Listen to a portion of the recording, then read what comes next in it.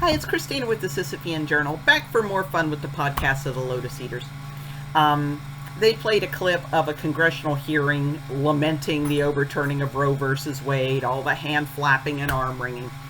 And they played a clip of some Congress critter lamenting, how hideous the Hyde Amendment was. You can't abort all those little black babies coming from a black guy, but, he wants to make sure that little black babies get aborted, I guess because he wants to keep white liberals happy.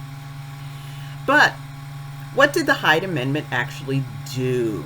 Let's look at what the extraordinarily pro-abortion Centers for Disease Control had to say. And if you follow below, you can go to my blog post about this, where I typed up verbatim what they published in their abortion surveillance summary. And I took a screenshot of the relevant portion of the surveillance summary, and I linked to that. Plus, I linked to the actual surveillance summary so you can go to it and see that I'm not making this up. So what did they find the effect of the Hyde Amendment was? Was it a coat hanger impaled woman on every front law in states that no longer paid for elective abortions? I'm guessing that's what they expected. Let's read what they had to say. In our previously reported study on the health impact of restricting public funds for abortion, we found no evidence of a statistically significant increase in the number of complications from illegal abortions. In other words, they didn't find what they were looking for. They thought they were going to have admissions through the roof for illegal abortions because women couldn't get any more money for abortion on demand. However, that study had several methodological limitations, which we attempted to correct in a subsequent investigation. It didn't find what we wanted. Let's try again. We reviewed the medical records of women with abortion complications in several hospitals in each of 3 cities where public funding of legal abortion had been restricted: Cleveland, Columbus, and Dallas. So they took 3 cities where, sorry, no more free abortions.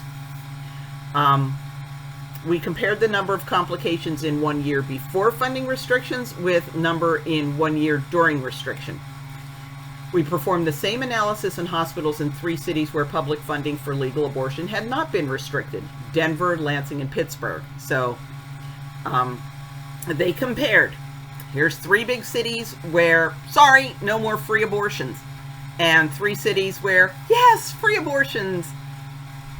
Okay? So we found no significant change in the number and proportion of publicly funded hospitalizations for complications of illegal or spontaneous abortions.